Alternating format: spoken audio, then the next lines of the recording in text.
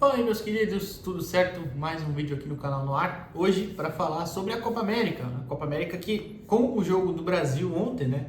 O grupo D encerrando, o grupo do Brasil. Brasil e Colômbia 1-1. E o Brasil classificou em segundo lugar, né? Acabou, infelizmente, não ficando com a primeira posição. A Colômbia ficou. E se você viu aqui, no vídeo que eu fiz antes da Copa América, coloquei a Colômbia como uma das favoritas, junto com o Brasil e a Argentina para mim. Até coloquei o Uruguai um patamar um pouquinho abaixo.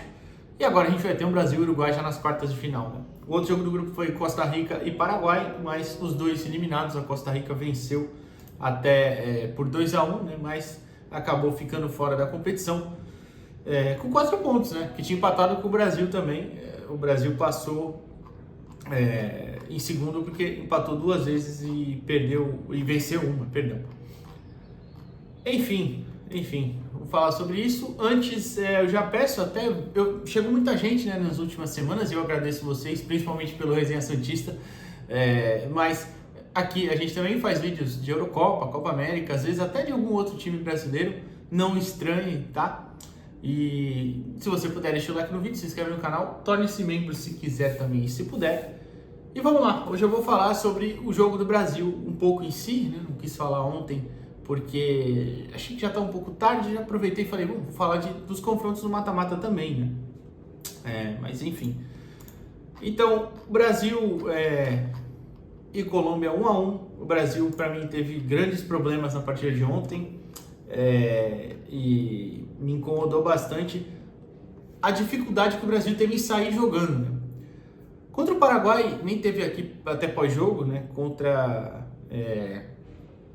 a Costa Rica até teve, mas eu quis segurar contra o Paraguai, porque estava muito tarde quando acabou o jogo, e era sexta-feira, né? Então, e 2, porque eu preferi segurar um pouquinho a empolgação. Acho que foi uma goleada ótima, mas contou com muitos erros individuais do adversário. O Brasil não tem culpa nisso, é claro, mas enfim, né? Teve esse detalhe.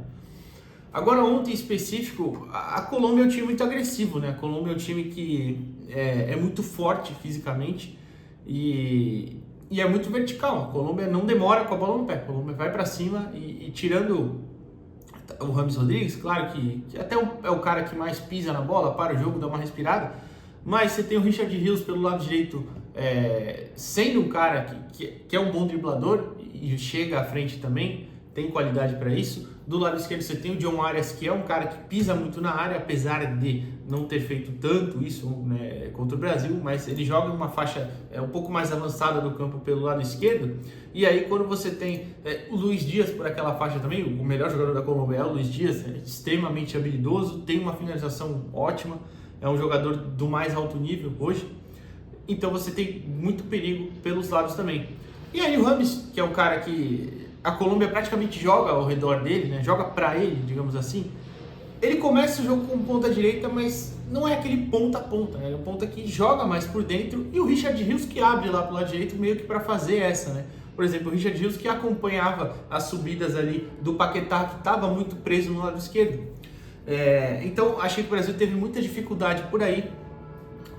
A Colômbia conseguiu ter algumas escapadas, né?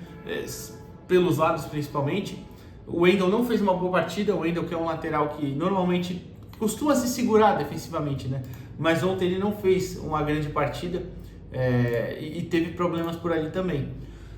Outra coisa que me incomodou, eu até acabei citando já, foi o Paquetá muito preso pelo lado esquerdo. O Paquetá, nos seus melhores momentos de West Ham, ou até pela própria seleção, ele atua mais no lado esquerdo mesmo, só que um pouco mais próximo à área e chegando mais, entrando na área mesmo.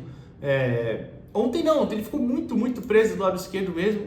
Achei que limitou demais o jogo dele e também não fez uma partida tão boa assim, né? Não fez uma partida tão participativa, principalmente do lado ofensivo, o que é prejudicial, porque em teoria ele é o meio armador da equipe, né? Claro que a gente tem o Rafinha também trabalhando mais para dentro, a gente tem o Rodrigo, que não é centroavante, claro, mas joga como atacante principal, né, dessa equipe, acaba tendo ele voltando também.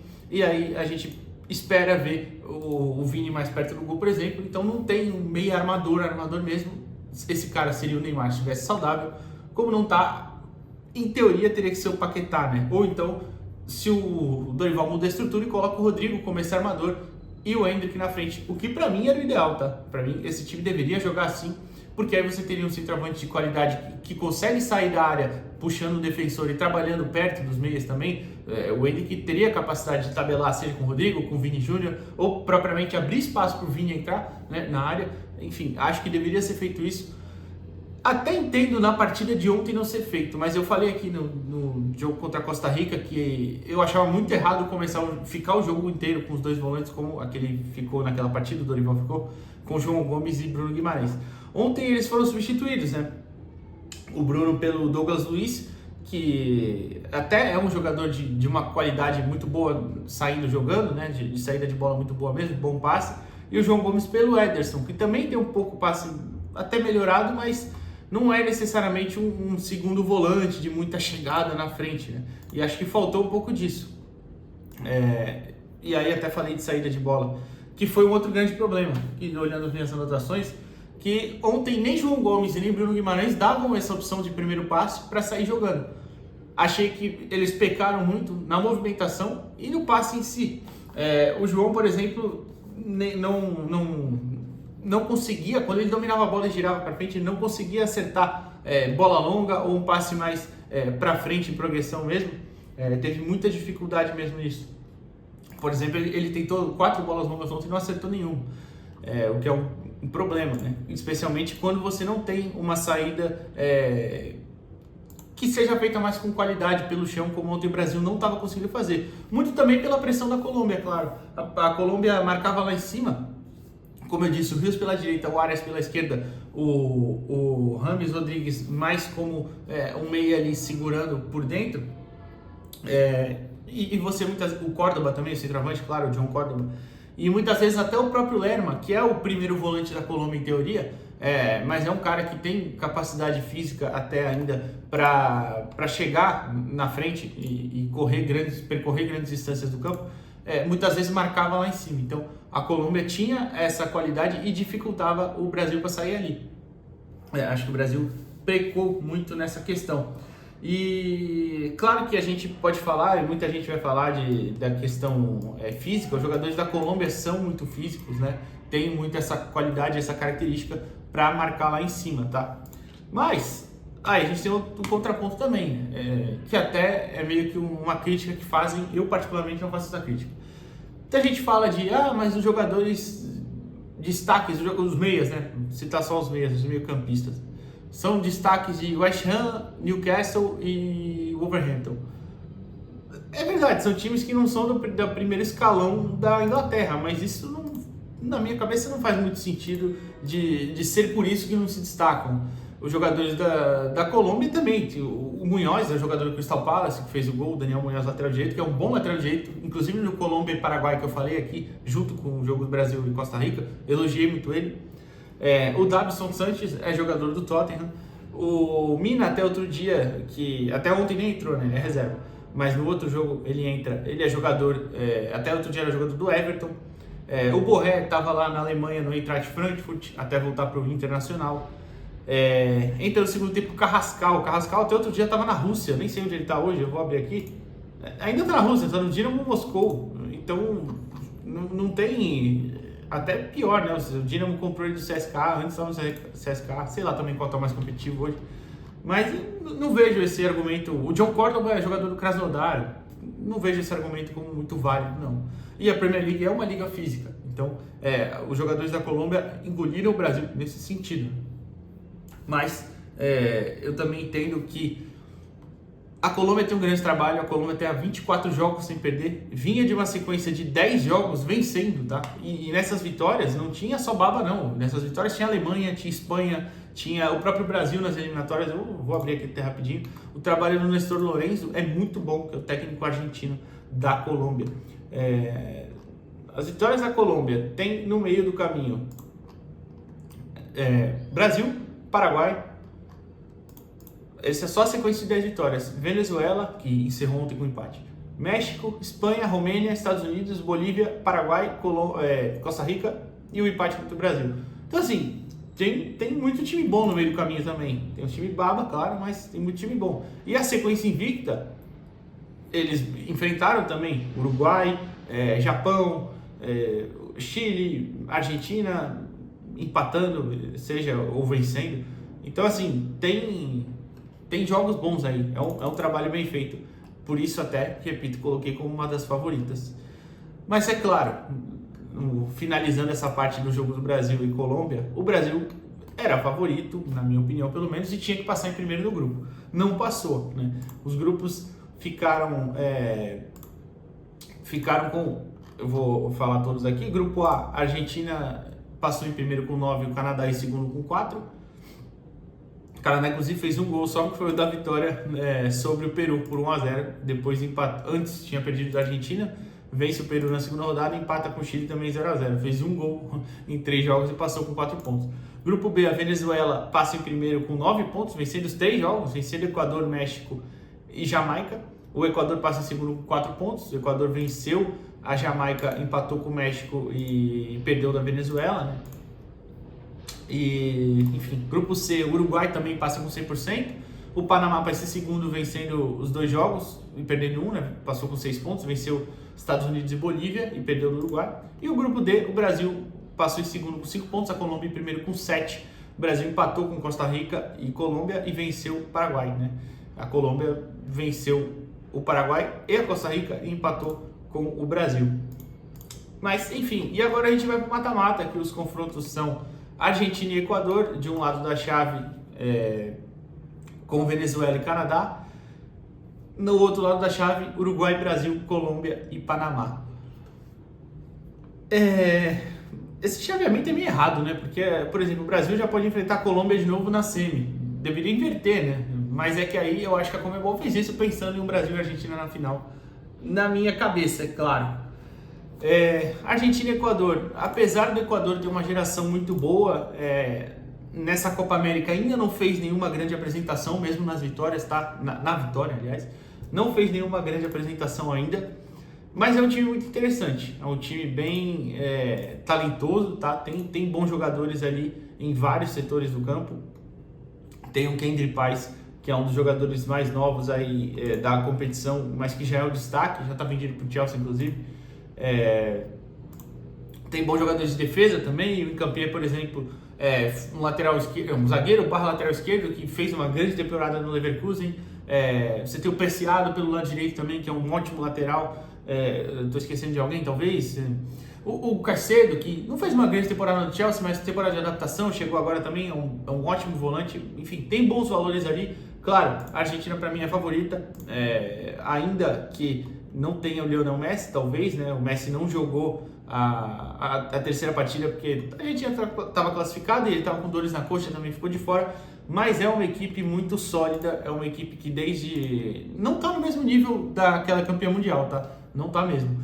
Mas é uma equipe que consegue muito bem preencher os seus espaços no meio de campo com jogadores completos como o Depou, o McAllister e o Enzo, né, que normalmente são os titulares. Tem o Messi com muita liberdade, sempre trabalhando, seja na direita ou por dentro, mais por dentro até.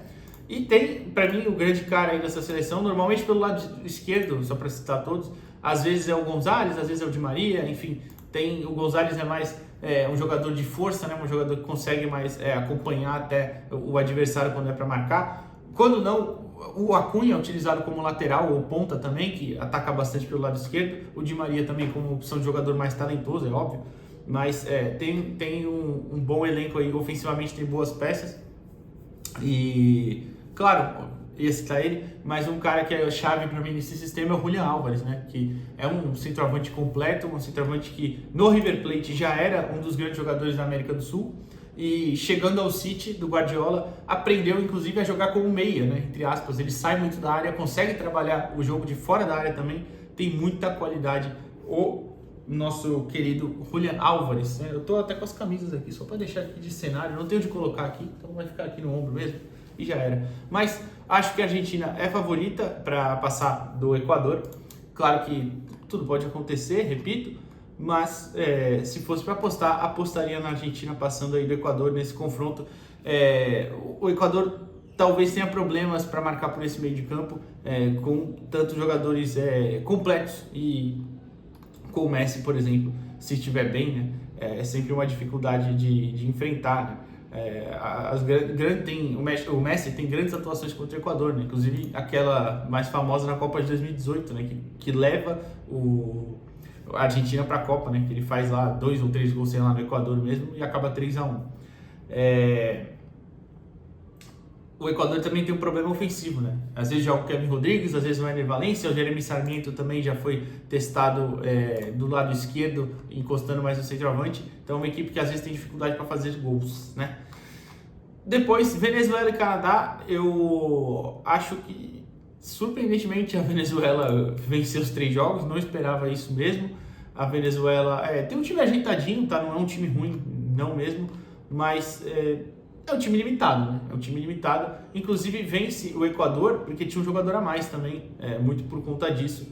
Mas acho que tem condições de passar assim do Canadá também, claro. O Canadá tem as suas limitações, é um time que depende muito do Jonathan David, por exemplo, ou do Alphonso Davies, é claro, em alguns momentos. Tem um elenco que não tem muitos jogadores conhecidos, para quem não acompanha tanto futebol, e eu não vou falar que eu acompanho o MLS, por exemplo, mas você sabe que os jogadores são de lá em alguns momentos, você só vê isso, entendeu? Não vê muita coisa a mais. Tem um outro jogador, se eu não me engano, o Eustáquio estava no Porto, né? Um volante que é um jogador interessante, tá no Porto mesmo. É um jogador interessante. O Jonathan David, claro, é o principal destaque junto com o Alphonso Davies. O Jonathan David é um atacante do Lille, se você não sabe, que inclusive fez uma temporada de destaque na Ligue 1, né? Fez 19 gols lá. É um bom atacante mesmo, que tem uma finalização muito boa, um posicionamento também muito interessante. Mas a bola não chega toda hora, né? E essa aqui é a grande dificuldade do Canadá, que depende muito das subidas do Alphonso Davies pelo lado direito, ou do lado esquerdo, perdão. Do lado direito usa muito o Tahon Buchanan, né? Que eu nem sei se fala dessa forma, mas ele é jogador, inclusive, da Inter de Milão. Eu até falei no jogo aqui, algum vídeo que eu fiz da Copa América aqui, me surpreendi que ele jogou bastante pela Inter de Milão essa temporada e eu confesso que eu não vi. Mas é uma equipe limitada, assim como a Venezuela, mas acho que a Venezuela tem mais soluções, né? A Venezuela tem alguns jogadores ali desequilibrantes, o Soteldo é um deles, claro, o Darwin Marques também, quando tem os seus bons dias, é um atacante de velocidade, que é muito bom também, joga pelas pontas. Tem um zagueiro para mim, que todo mundo conhece, que joga aqui no futebol brasileiro, que é o Ferrarese, que eu acho que tem uma grande qualidade de saída de bola, que ajuda demais a Venezuela a começar, né, a construir suas jogadas. É um ótimo zagueiro mesmo, gosto bastante dele. E, enfim, então acho que deve passar a Venezuela. Se fosse para apostar, apostaria neles também. Disse que tem o Salomão Rondon, né, um centroavante experiente, está no River Plate também. Não está mais no River Plate, olha só, está no Pachuca, nem sabia. Mas até pouco tempo atrás estava no River Plate, né? É um jogador que... Nossa, pouco tempo não, eu tô vendo aqui, ele já faz um tempinho que saiu do River, hein? Saiu no final de 2023, enfim. Mas é um centroavante também experiente, né? Sabe fazer seus gols, isso é inegável.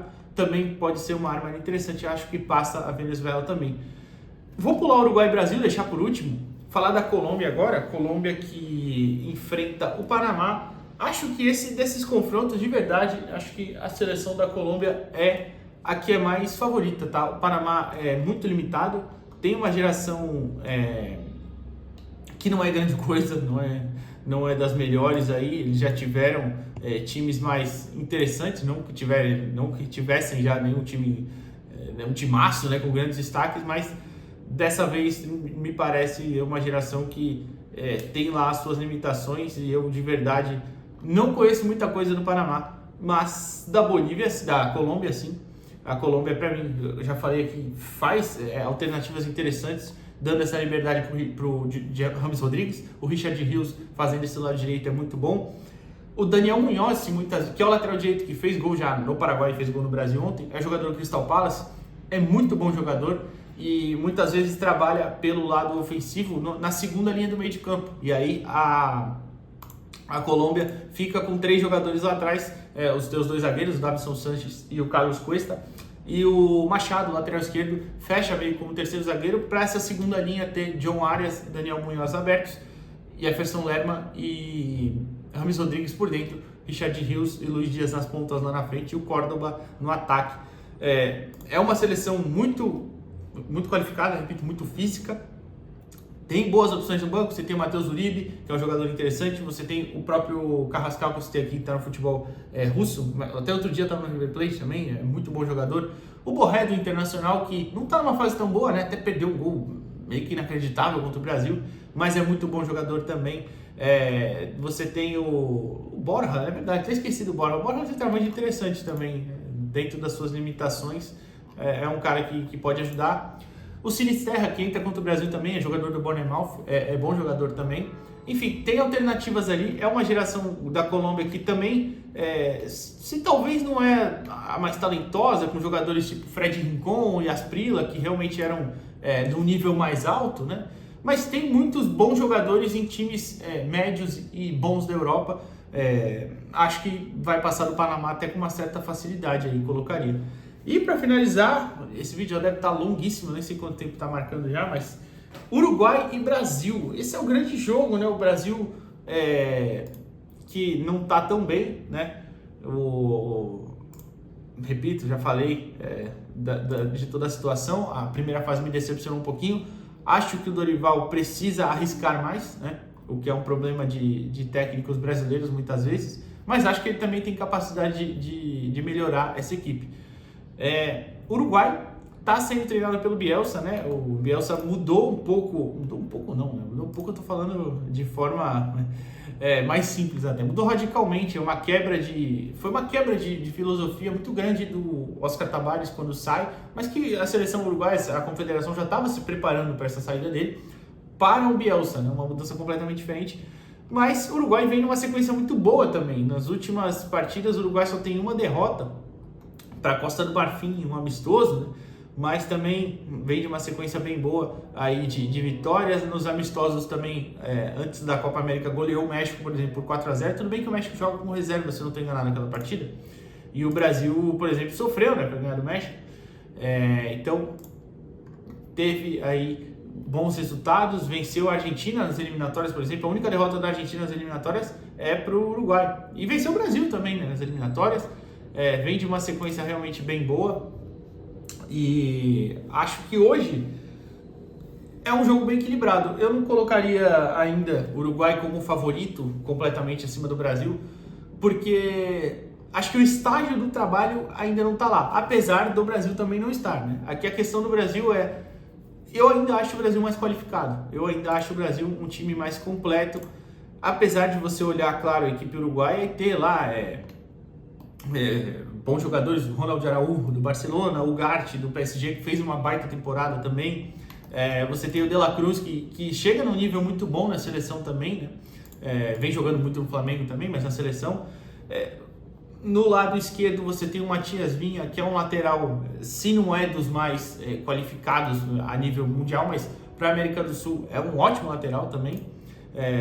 O Maximiliano Araújo também vem fazendo uma boa Copa América, já guardou seu golaço, por exemplo.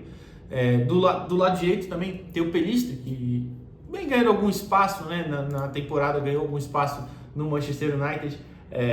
Foi emprestado depois também pro Granada, né, se eu não estou enganado, deixa eu olhar aqui. Isso mesmo, o Granada. Jogou metade da temporada em cada um, mas no Granada atuou mais, é claro. Que é um jogador de bom drible, que se destaca pela habilidade também, velocidade. Enfim, é uma seleção que também é potencializada pelo seu treinador, mas, repito, em questão de elenco, acho que o Brasil ainda tem um time mais forte, nome por nome. E de verdade, eu não confio no Rocher. Eu acho que não é um goleiro de alto nível, e apesar do pessoal ter uma grande birra, entre aspas, com o Alisson, né, eu acho que é um goleiro muito mais seguro do que o Rocher, apesar dele não ter feito também as grandes atuações que ele já fez com a camisa do Liverpool. Mas acho que basicamente é isso. O vídeo deve estar muito longo para falar sobre essa Copa América. Talvez hoje mesmo a gente volte com outra coisa. Se não, só amanhã de manhã. Amanhã de manhã deve ter vídeo também. Enfim.